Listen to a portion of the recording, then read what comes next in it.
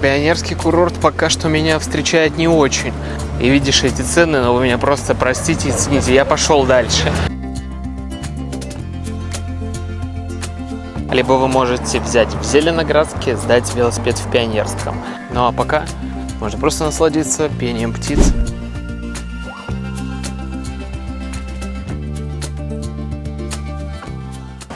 Да, друзья, Пионерский курорт пока что меня встречает не очень. От курорта разве что только цены, потому что, честно говоря, я зашел в кафе под названием «Лаваш» рядом с вокзалом. Очень хочу, во-первых, пописать, а во-вторых, что-нибудь перекусить. Но шаверма куриная за 350 рублей, это минимальная стоимость шавермы. Там дальше свинина, говядина и так далее. Ну, вы меня извините, борщ за 550, вот ровно такое же, знаете, у меня ощущение возникло, когда я в Гурьевске был в ресторане «Фазенда».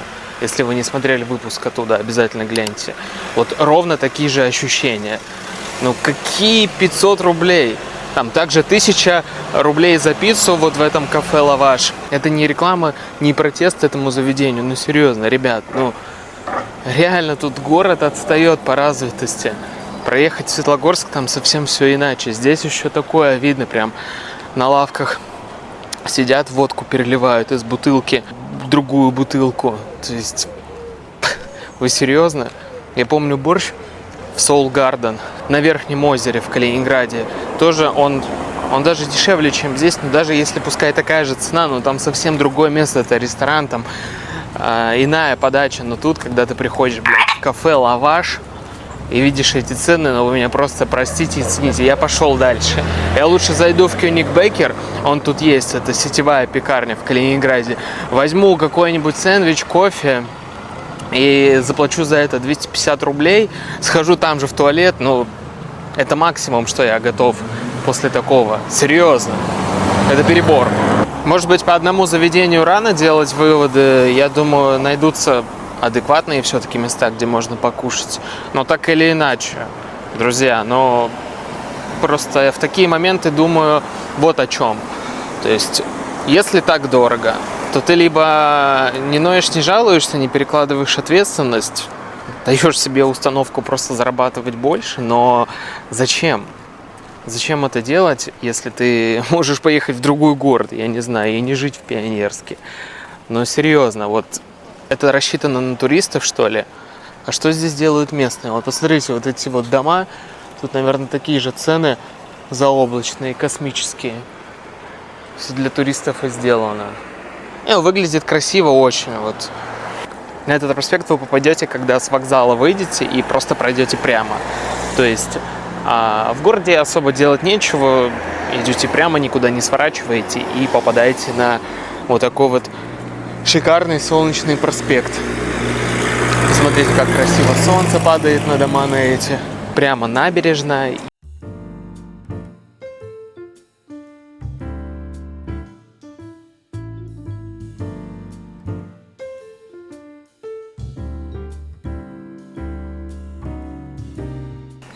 В целом тут ничего. Подняться было приятно, обернуться назад, посмотреть на море, дорогу. Знаете, чем-то напомнило прям такие московские развязки. Но тут ведутся раскопки, ремонты. Может быть, позже будет что-то. Ну а пока можно просто насладиться пением птиц, прям как в Калининградском зоопарке. Кстати, если вы не смотрели видео оттуда, оно прямо сейчас появилось на экране, обязательно заглядывайте. Я думаю, вы отлично проведете время за просмотром этого ролика.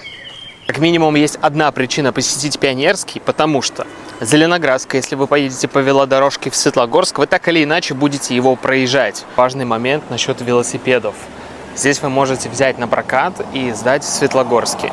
Либо вы можете взять в Зеленоградске, сдать велосипед в Пионерском.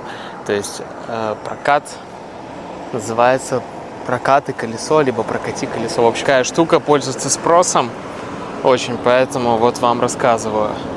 Вон, посмотрите. Пока шел по вот этому проспекту, очень много велосипедистов. Вот смотрите, один туда, другой обратно едет. Действительно, это прям востребовано среди местных жителей, среди туристов в том числе. Мы уже, грубо говоря, подошли к одной окраине. Спускаться пока здесь не хочу. пойдем вон туда, в сторону променада, точнее пирса, который идет прямо в море. Заметил тут одно интересное такое уютное местечко, почему бы и нет. Цены не буду смотреть, потому что не буду спускаться. Пойдем туда.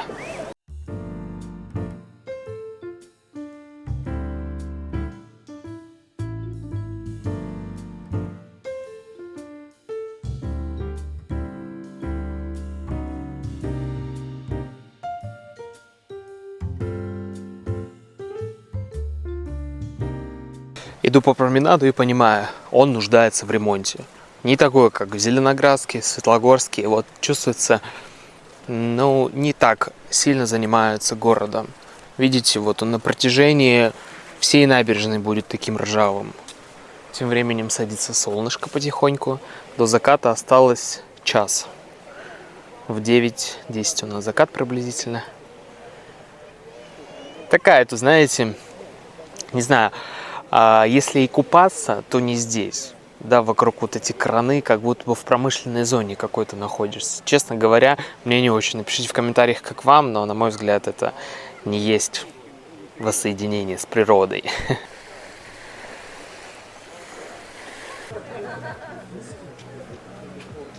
Блин, ребят, сорян, хотел показать вам променад. Он тут отличается, например, от Зеленоградского.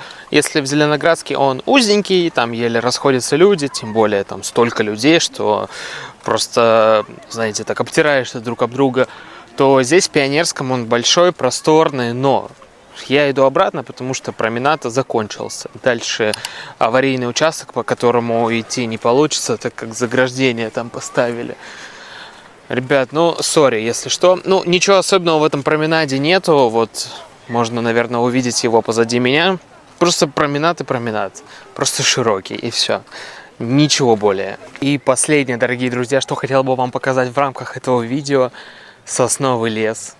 Какое это прекрасное времяпрепровождение. Вот так вот ходить, гулять. Тут абсолютная тишина. Пожалуйста, вид на море. Там также лавочки есть. Посидеть здесь на закате одно удовольствие.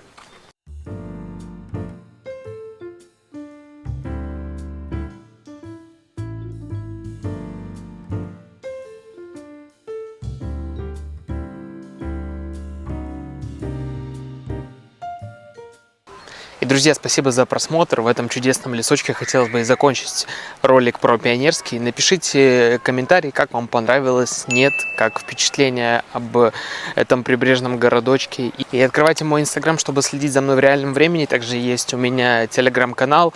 Буду рад вас видеть там, и мы увидимся в новом видео. Пока-пока.